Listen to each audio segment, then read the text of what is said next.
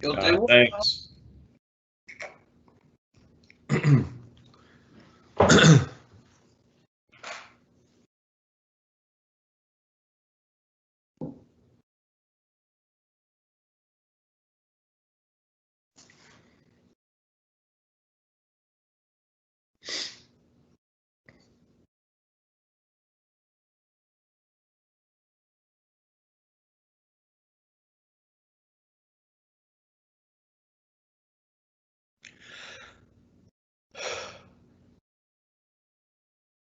Good morning, everyone, and good afternoon and evening to those of you who are joining us from across the pond. My name is Scott Kopsick. I'm with McDermott Offshore, and I'll be one of your presenters today for the webinar, as well as Shannon Gennario of RSC Bio. The topic will be environmental acceptable lubricants and their use in the offshore drilling, intervention, and production markets. First of all, thank you all for joining us today for the topic to discuss EALs. I'd like to start off really introducing my counterpart, Shannon Gennario. She'll be representing RSC Bio as a business development and marine offshore sector. She has 13 plus years experience working in offshore subsea space, really anything from subsea and robotics to offshore engineering. Larry Beaver, Dr. Larry Beaver is also going to be joining us today. He is with RSC Bio. He's mainly going to be more on the technical Q&A portion of the program. He has 30 years directing R&D, and for the last 20 years, he's been VP of Research and Development at RSC Bio.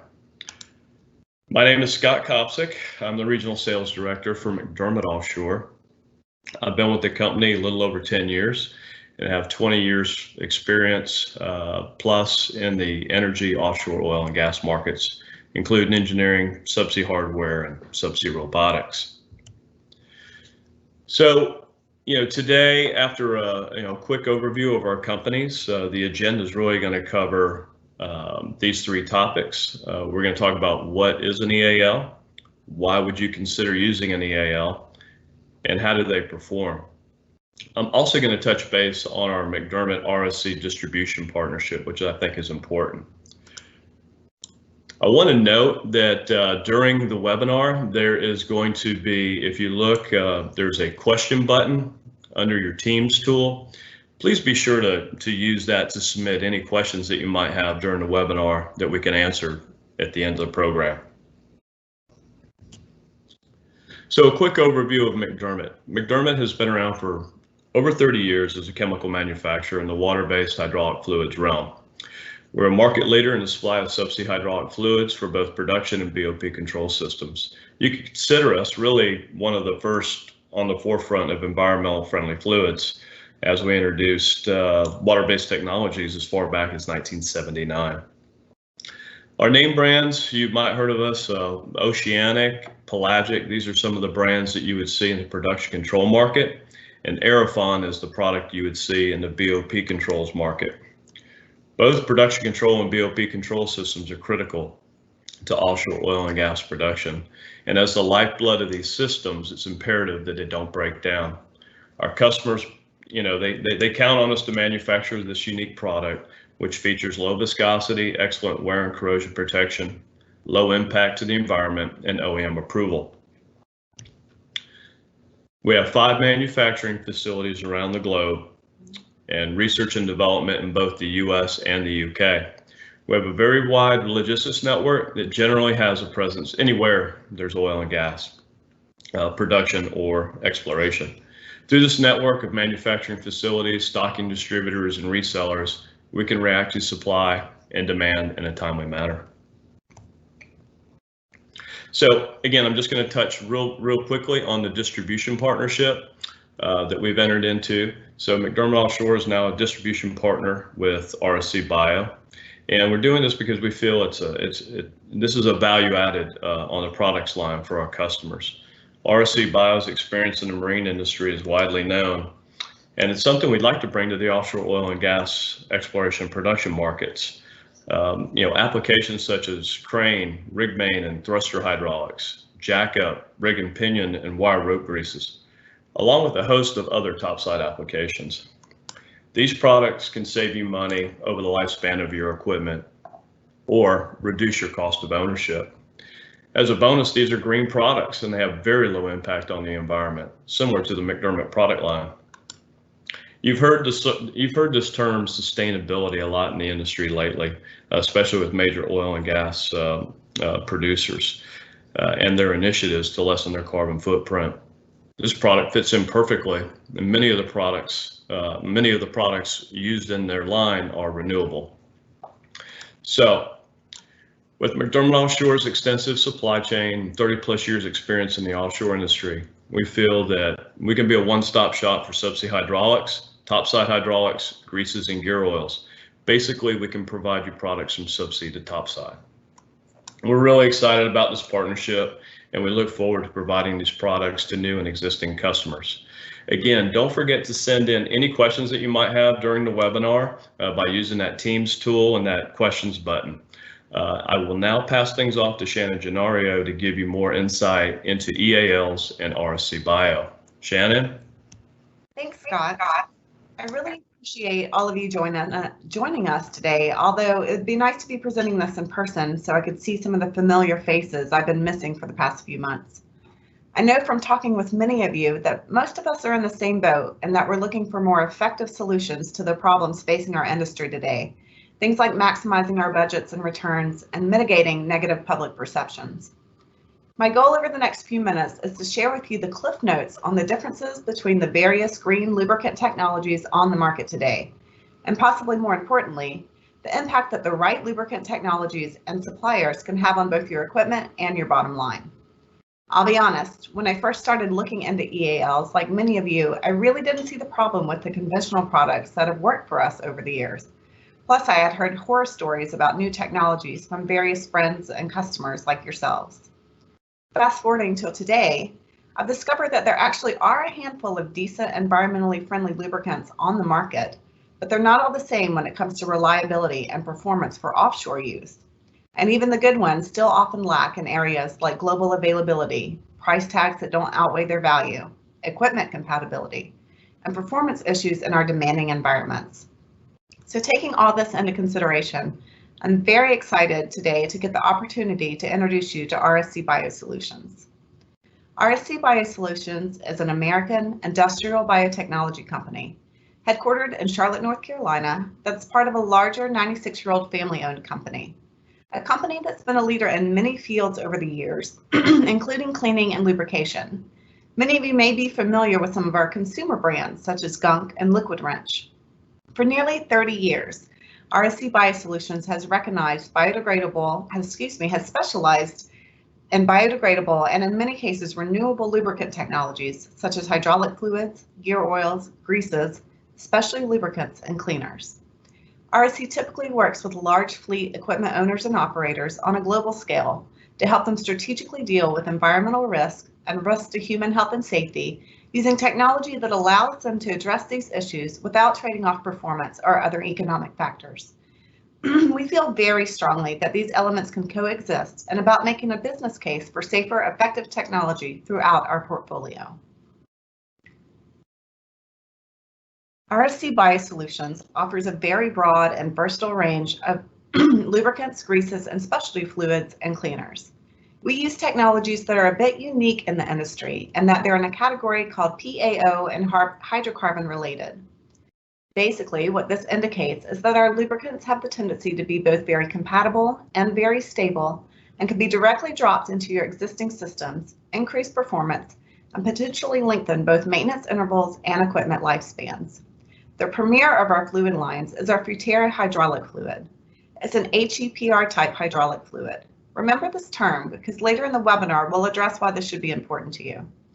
We also have our EnviroLogic line, which umbrellas another HEPR technology, a series of gear oils, and a variety of specialty fluids for everything from ROVs to saw guides, as well as a collection of greases, cleaners, and disinfectants.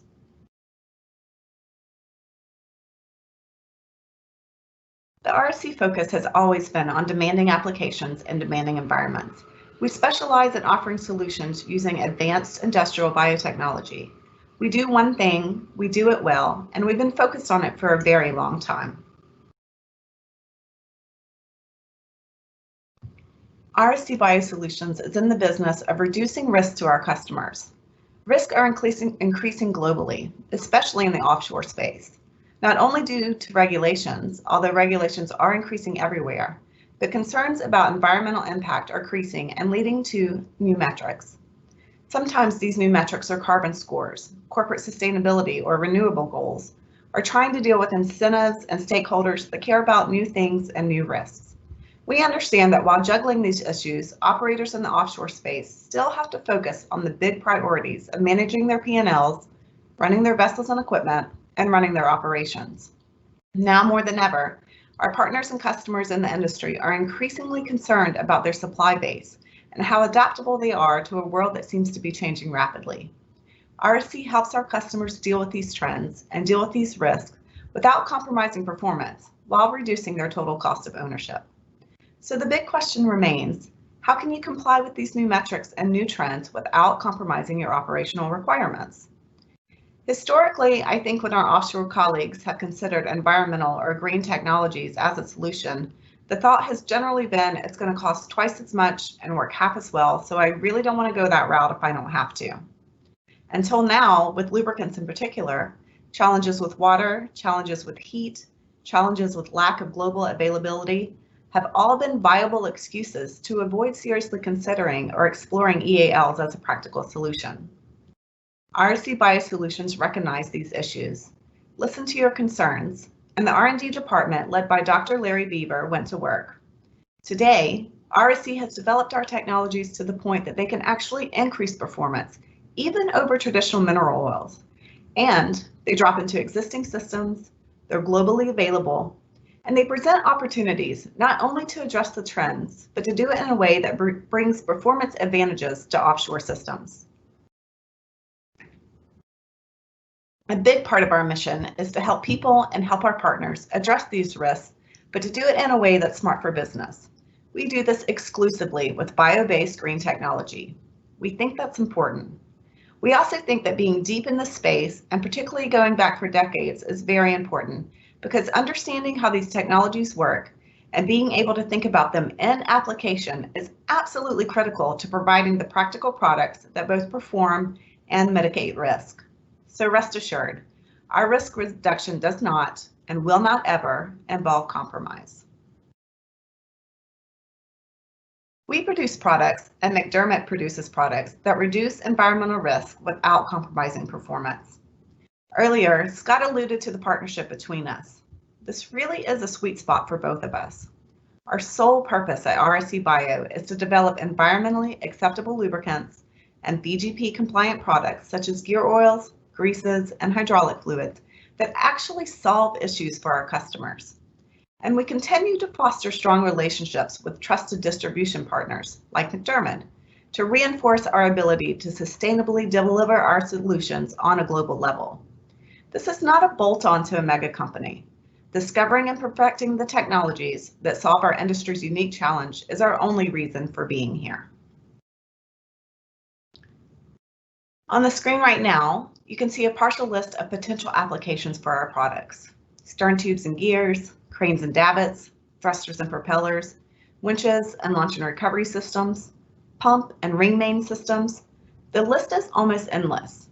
All of these applications exist where the risk of spill is significant and potentially problematic both from a PR standpoint and from a regulatory standpoint. At the same time, these critical equipment types are often running day in and day out in very harsh environments. In some cases, the critical equipment is a marine vessel that has to go 5 years before a major maintenance cycle. We understand that performance is not an option. It is the #1 priority. All RSC does is think about how to fit into your traditional applications, address these traditional fluids, and create smart alternatives that both perform and are sustainable. We demand that our solutions must be effective, high-performing, cost-efficient, durable, stable, biodegradable, minimally toxic, and non-sheening. It's not easy, but we've developed the solutions and are prepared to supply the BGP compliant, environmentally acceptable lubricants for all of your offshore applications. When selecting the best lubricants, I like to compare the mindset to that of our automobiles. because I think that no matter what your role in the decision process is, it's a relatable concept. When given the option for your oil changes, would you opt for a 10,000 mile product or a 3,000 mile product? Why or why not? Of course, choosing the right lubricants is only part of the bigger mission for our customers and partners. To execute a truly successful strategy, we must address how to reduce your total cost of ownership. Beyond the superiority of our technologies, this is a huge area that sets RSC apart from other lubricant suppliers.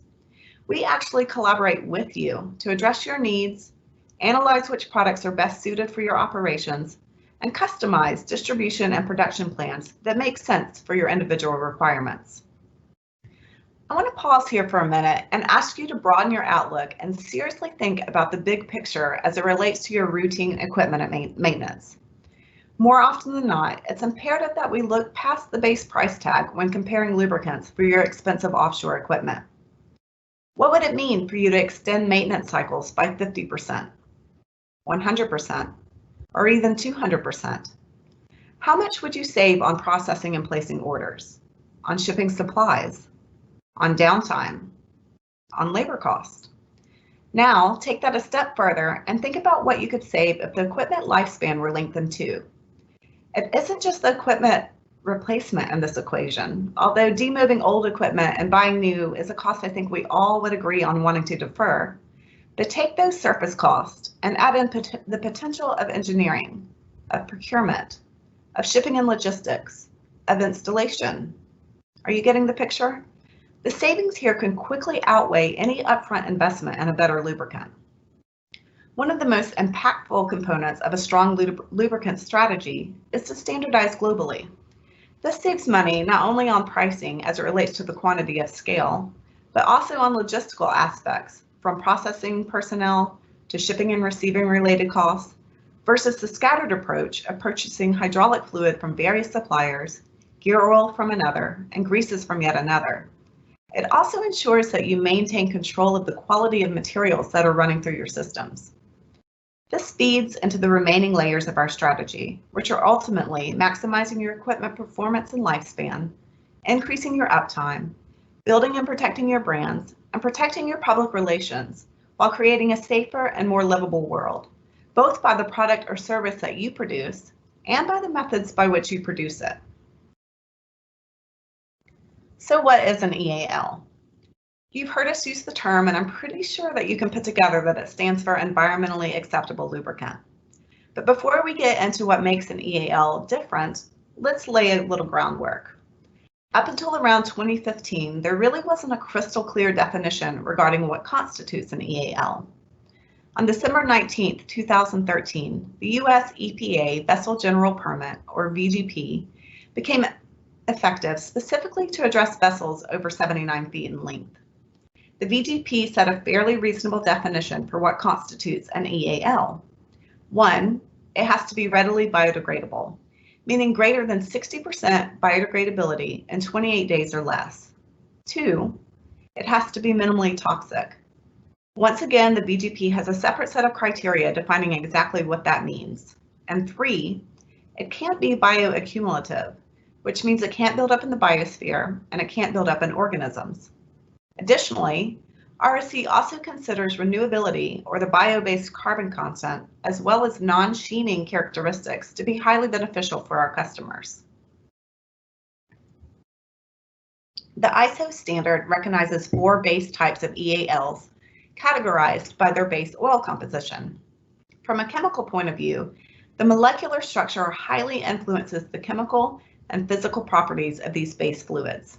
This, along with different additive technologies, are the main reasons for the wide range of technical performances of most EALs compared to mineral oil-based lubricants. Keep in mind, these next comments about the different types of EALs are general classifications. Like anything, there are good and bad versions of each one of these. However, we can review each of the base oil types based on their characteristics and give you some guidelines as to which are best suited for the offshore environment. Understanding the differences and correlating the uses will also help maximize your operating budget and reduce your total cost of ownership. The four types of EALs commonly found in the marketplace are known by acronyms. The HE in each of these four stands for hydraulic, fluid, environmental. Looking at your screen from left to right, the HEs are listed in order of increasing stability and decreasing reactivity to oxygen and/or water imparted by their chemical structure. The first category are the triglycerides, or HETG. This is the category in which most vegetable oils are classified. The next one is the HEPG, which is the polyalkylene glycols, sometimes called HAGs. Then we have HEES. These are the synthetic esters. And the last category, which you should recognize from earlier, is the HEPR. These are the polyalpha olefins and other synthetic hydrocarbons. These classifications also cross lines into gear oils and grease technologies as well. For example, in the RSC grease lineup, you'll find that we use readily biodegradable hydrocarbons, while the majority of our competitors use the inferior triglycerides. So in other words, in one form or another, you will find that triglycerides, synthetic esters, and PAO-type hydrocarbons are used across the board in all EAL gear oils, greases, and hydraulic fluids. Because not all EALs are the same, it's important to understand how a product is classified.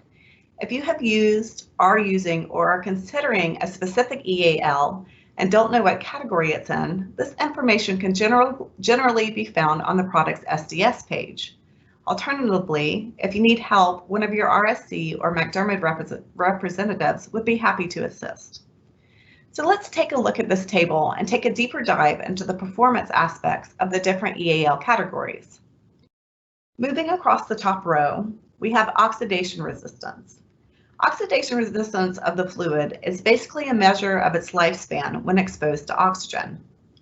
Water resistance deals with the product's ability to both separate water and to be unaffected by water. Lubricity is fairly straightforward. It's the ability to lubricate surfaces measured by things such as low wear and low friction. And then we have seal compatibility. Seal compatibility is important as well because it gives us a good indication of what type of equipment will be compatible with an EAL without making dramatic changes. As we move down the remaining rows, you can see that there are advantages and disadvantages to each of these categories. The triglycerides are the least expensive up front. But like most things in life, you get what you pay for. They also have the poorest water resistance, thicken more at low temperatures, and are subject to increased oxidation at high temperatures, resulting in the need for more frequent oil changes. Because they are not very oxidatively stable, triglycerides in the wrong application can result in dramatic equipment repair and replacement costs down the line. This is not to say that they don't have a purpose.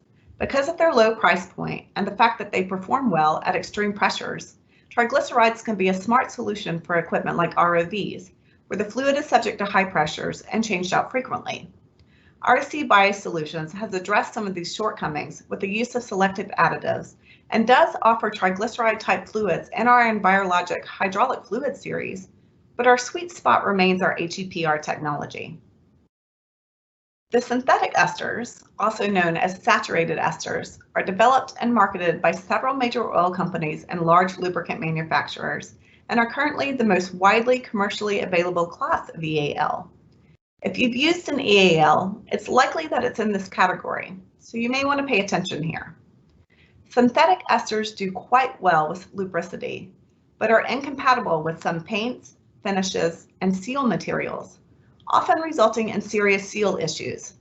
Additionally, they tend to be hydrophilic or water-loving, so they don't separate water very well, and they can be susceptible to both hydrolysis or chemical breakdown due to water and oxidation or degradation due to oxygen.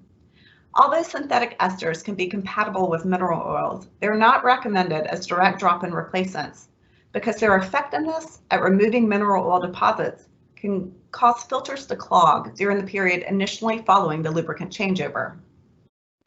Both triglyceride and synthetic esters have a high degree of instability because of their specific chemical structures, hydrolytic instability from the carbonyl group and oxidative instability from the carbon-to-carbon double bond. Even if the carbon-to-carbon double bond is removed by saturation, as commonly found in the marketplace by some of the best marketed EAL suppliers, the ester group still remains hydrolytically unstable. Saturation of synthetic esters only mitigates or eases. It does not remove the oxidative instability. So in short-term operations, esters can be an acceptable solution. But since the price tag is usually 2 to 3 times that of the equivalent mineral oil, they are generally not a financially smart investment because there is no payoff or financial balance through significantly extended maintenance intervals or equipment lifespan down the line. Polyalkylene glycols have a very good low and high temperature viscosity performance, but are incompatible with all other fluids and don't do well with a wide variety of seal types, which, as you can imagine, can be a real problem in the field. PAGs are also water miscible, so while they can continue to perform with a small percentage of water influx, you can't see if you have a leak and you can't change them out with any other kind of lubricant.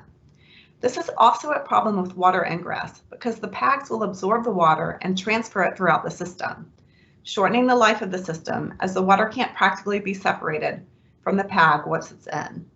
They also don't typically have a very good oxidation resistance, and some PAGs are considered to be more toxic due to their solubility in water. The HEPR group, while priced similarly to that of the ester group, offers characteristics across all 4 categories, most in common with that of conventional mineral oils. Typically, the HEPR fluids, gear oils, and greases are the only category that are considered direct drop-in replacements for existing mineral oil products, saving money off the bat with changeover cost. Both RSC's Futera and Envirologic high-performance hydraulic fluids are chemically classified in this category. One is renewable and the other is made of conventional materials. In terms of key performance characteristics for your systems, HEPR technology offers important performance advantages. We all know that corrosion is one of our biggest obstacles in the offshore space. HEPR technology removes the inherent chemical weakness of an ester, an oxygen bond, that tends to break down in heat and water, 2 of our most common equipment nemesis offshore. Additionally, hydrocarbon is very similar to that of petroleum fluids. So how does all this translate to benefits offshore?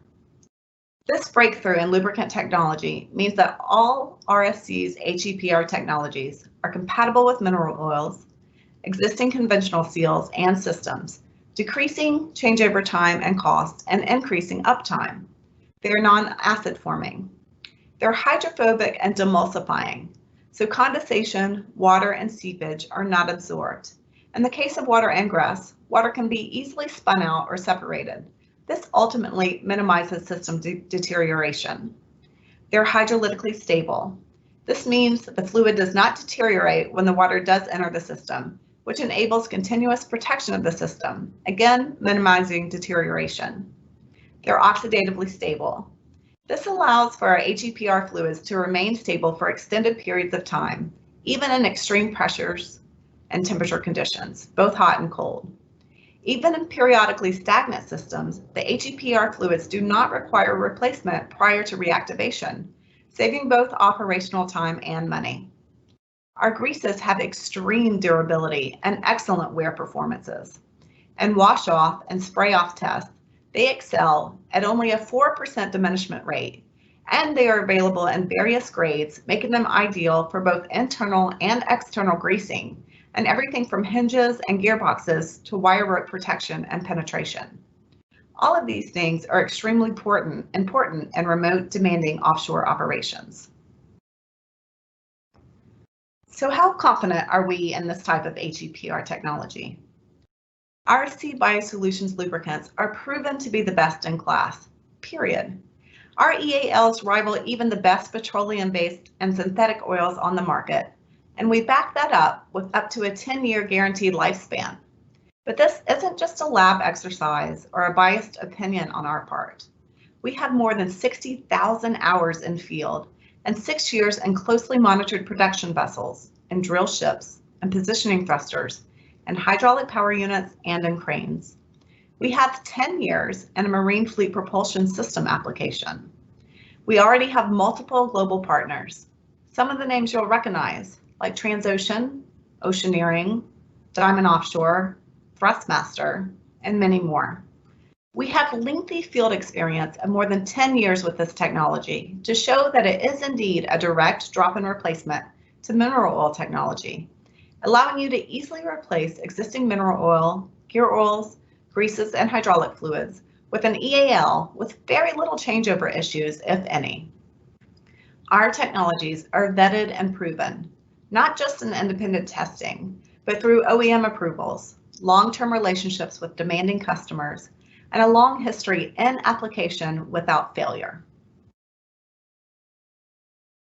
This chart is just one example that depicts stable viscosity for nearly 7 years in the stern tubes of the marine vessel Edwin H. Scott. If you aren't familiar with how stern tubes work, they are the tube from which the shaft from the engine to screw passes. The shaft runs on big bearings that are hydrodynamically lubricated by the stern tube oil. It's critical that the stability of the fluid remains constant in this application. In its entirety, this particular study used stern tube oil analysis over the span of a decade, well beyond the 5-year dry docking cycle, to prove that our HEPR fluids, in this case ISO 68, have the ability to maintain lubricating stability through virtually no change in viscosity, keeping well within the limits for an ISO 68 fluid. Together with partners like yourselves, our collective job is protecting environments. All of our EALs are designed to be biodegradable, have minimal aquatic toxicity, have no bioaccumulation, be non-sheening when spilled on the water, and as new base oil technologies come forward, we will continue to drive towards higher renewable content. This goes across the line. All of the products in both our Futerra and Envirologic lines are formulated with these 5 key characteristics in mind, and all of our cleaners are neutral in pH. We also have eco-label certification for Futerra. Our triglyceride formula is bio-preferred, and all of these products are VGP compliant. Our promise to you is to offer sustainable, superior technology with long-term value. Earlier, we talked a bit about strategy and mission moving forward. When analyzing the bigger picture, our products increase your brand value and put both money and time back into your bottom line. Higher performance means less lubricant consumption and less logistic-related costs due to longer change-out intervals. Higher performance and greater lubricity result in longer maintenance intervals and less equipment failures, creating increased uptime and less wear, less repair, replacement, and labor-related cost. High seal compatibility removes the need to replace your NBR seals with expensive FKM fluoroelastomer seals and removes the risk of field mistake from the equation. From a regulatory standpoint, when using an EAL, spills are less hazardous to the environment and therefore treated more leniently when issues or accidents do arise, often saving money by avoiding unnecessary negative PR issues and costly fines, even when EALs are not mandated by law. And possibly the greatest benefit is the importance of what it says about your brand. By partnering with RSC Biosolutions and using our superior performing EAL technologies, you position yourselves as conscientious leaders, both fiscally and environmentally, and as innovators in the marketplace to both your shareholders and your customers. We think having a way to do the right thing financially and environmentally is a win-win for everyone. This concludes our presentation for today. We hope that not only have you learned the how and why of how EALs are not all the same, but also that RSC Biosolutions is here to help solve your challenges and to solve them in a smarter way. Again, thank you all so much for listening. If you haven't done so already, please submit your questions using the question button located on the Teams toolbar. In case you can't stay for the Q&A session and have questions, or would like to chat with one of us about helping with your lubricant strategy, our contact info is here on the screen. Scott and I in the US and Ian in the UK. It looks like we have some great questions coming through already, so I'm going to turn it over to Dr. Larry to kick off the Q&A portion of the webinar. Thank you, Shannon. I appreciate it. Our first question today is, how does the price of these products compare with other commonly available EALs? The price of RSC Bio EALs is comparable to that of the premium products offered by other vendors, but they offer the distinct advantage of being more stable and offering longer lifetimes and lower maintenance costs. Anything you'd like to add, Shannon or Scott? No, I think that pretty much covers it for that one. Okay. You refer to lowering total cost of ownership. How does using RSC products reduce my total cost? Shannon, I'll send that over to you. You talked a little bit about that, a lot about it in the talk. Maybe you want to just synopsize some of your main points. Yeah, so what we would do is sit down and look at the type of equipment that you have and match it up with the best lubricant technologies for the fit operationally. And then we would strategize with you as far as looking at your footprint, where you need deliveries, what it would cost. And we do routine oil analysis as part of our package, as you know, especially in the first couple of years, to see how long we can run the equipment without effect. And then ultimately getting to longer change out intervals and extending your equipment lifespan through higher lubricity, less wear, better performance, ends up saving you money in the long run on the total cost of ownership. Thank you. The next question, what is meant by drop-in fluids relating to EAL, and would you need to flush it all? Well, I'll answer the second question first. If your goal is to comply with the vessel general permit and remove all existing mineral oil-based lubricants from your system to comply with that rule, yes, you would need to flush. Drop-in, when we refer to drop-in replacement for an existing non-EAL lubricant, we mean in general that you don't need to make any dramatic changes to your system. No seal upgrades are generally necessary, and any residues of fluid from the predecessor in the system would still be compatible, so you wouldn't have to worry about anything dropping out or gelling up or any adverse chemical reactions. Our fluids are designed to be chemically compatible with the mineral oils that they replace, so they can be dropped in. In extreme cases, you could actually use them to top off a system that already contains mineral oil. The next question, do your wire rope greases lubricate internally as well as externally? Yes, they do. Our preferred method of application for all our wire rope greases in all the various grades from 0 up to 2 is to use an automated applicator system like the Viper system to make sure that the strands of the rope are adequately lubricated. But for instance, using a 0 or a 1 grade in a Viper system does allow for full lubrication of the rope. Next question is, if I'm using an EAL for my thruster hydraulic system and I get a leak or discharge to the sea, how is this product less impacting to the environment? How can it help reduce regulatory fine potentially? Well, the product is less impactful on the environment from a chemical standpoint because it's biodegradable, which means it doesn't stick around very long.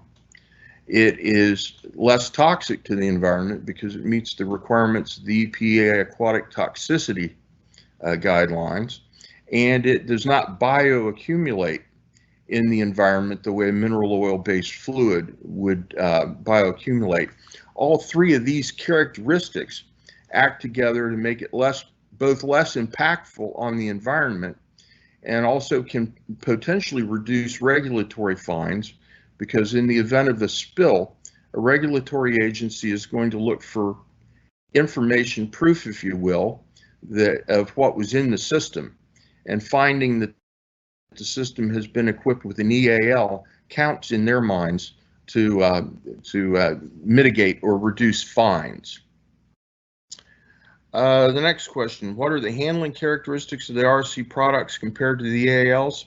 Well, from a handling standpoint, you handle them, you transport them, and you install them as you would the mineral oil-based systems, the non-EALs that they replace. They are fully compatible with the materials that they replace. And I think that's about as far as I can go on that without any additional background. Anything you want to add, Shannon or Scott, to that?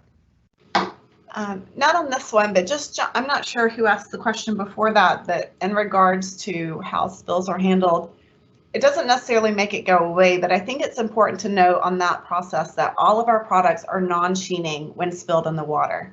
So if you've got a flyover, you've got a spill, or the Coast Guard's coming out to look at what happens, it's not going to be as alarming to them because there's not going to be that big rainbow sheen on the water. Thank you. Thank you. Another question here. Has there been any known chemical failures directly related to EALs?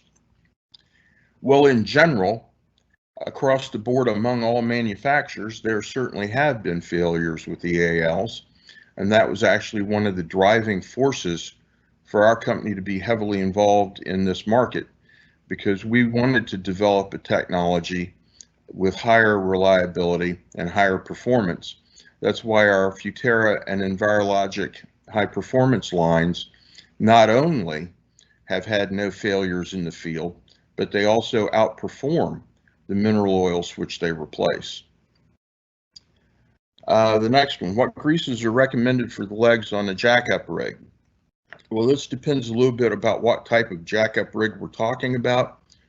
On jackup boats, for instance, what we call our 2-rep grease, our number 2 water repellent extreme pressure grease, is certainly acceptable for jackup boats. For the larger, heavier jackup rigs, we have an extra heavy duty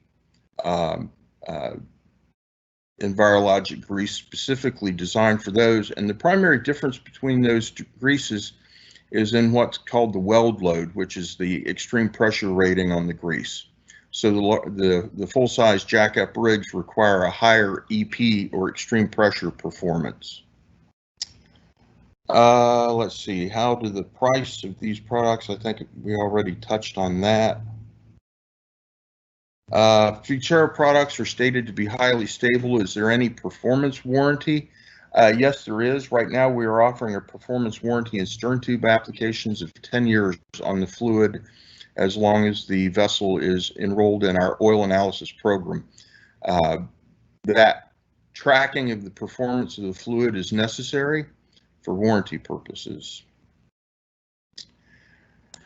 Yeah, Larry, I think you just touched on something there, the oil analysis program. Do you want to maybe give a little information on that, a little more? Sure. Anyone buying any of our hydraulic fluids or gear oils can enroll in an oil analysis program that is free of charge to the customer, I believe, and those samples are sent to an independent laboratory on a periodic basis. We prefer monthly, if at all possible.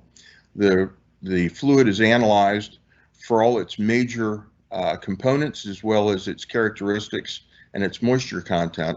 Those results are transferred both to us and to the customer by that independent laboratory. And we're prepared then to make recommendations to the end user as to what adjustments might be needed, if any, or to warn them of things like fluid intrusion into the system. That's probably one of the most common things caught in oil analysis, is contamination by water or other fluids. The next question. You mentioned that HEPR products are non-hydrophilic. Why is this so important for offshore applications? Well, I think Shannon touched on that a bit, but the hydrophobicity, or the non-hydrophilic nature of a lubricant, is critical to allow for separation of moisture and removal of that moisture from the system during operation. It's also critical to maintain the stability of the system. Dilution of the lubricant with water is a danger to equipment, and so removing that water is part of the process to maintaining and protecting the investment in the equipment. With HEPR technology, The water doesn't have a really negative effect on the base oil or the additives in the system as much as it would on an ester-based product. But still, it's good operating practice to remove the water, and the fast separation of the water from HEPR type products is very valuable in this case. The next question. Why are EALs not widely used in land-based applications? I think that may be the last question on the list. Well, part of this is a technical answer, and part of this is a political answer. The main driving force in the marine industry is anti-pollution regulations. Many of the users are working to comply with the vessel general permit. Land-based equipment, with the exception of certain areas of the country, are not being driven in that direction the same way as the marine. So that's really the prime driver is regulatory. Is oil monitoring analysis offered, and what is the process? I think I've already gone through that a bit. Samples are submitted to our lab, analyzed, and then we make recommendations. Are you able to quantify water resistance performance in percentage terms? If I have a closed loop hydraulic system with a given volume, how much water will the EAL withstand before seeing an impact on performance?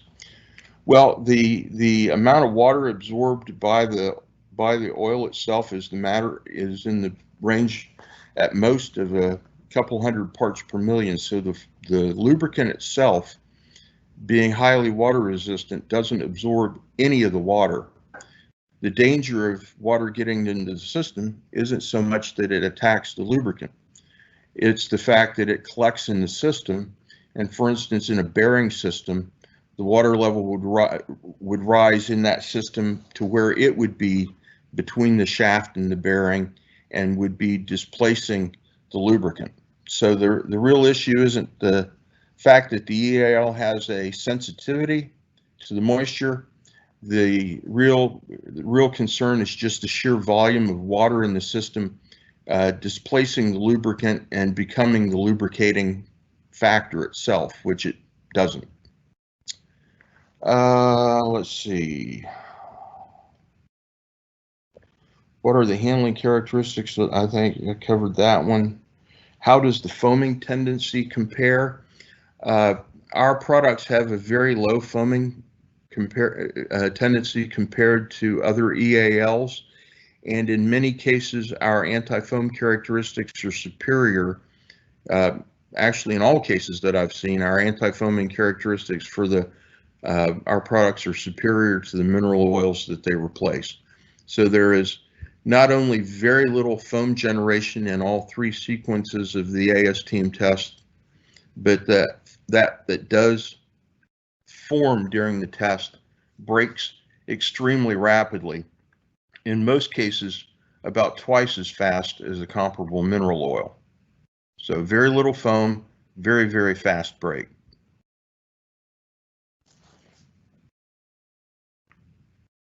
And I think I've covered it all. Well, Larry, sounds like you got some great questions there. We really do appreciate the audience giving us some of those questions and some good answers there as well. I like to just kind of tie things up here again to look at the slide, this last slide. If you guys do have, if anybody does have any other questions or want any further information on the other side, on the other side of the pond there, Ian Gilbert would be happy to take care of you. On this side of the pond, Shannon and I will both be available. Again, our email addresses are up there. But again, thank you so much for joining us today. We really appreciate it. And Larry, if there's no more questions, I think, Shannon, do you have anything else you'd like to say? No, just to echo what you said, that we really appreciate your time and attention today. Okay, great. Again, thank you guys and gals, and we look forward to hearing from you soon. Thank you.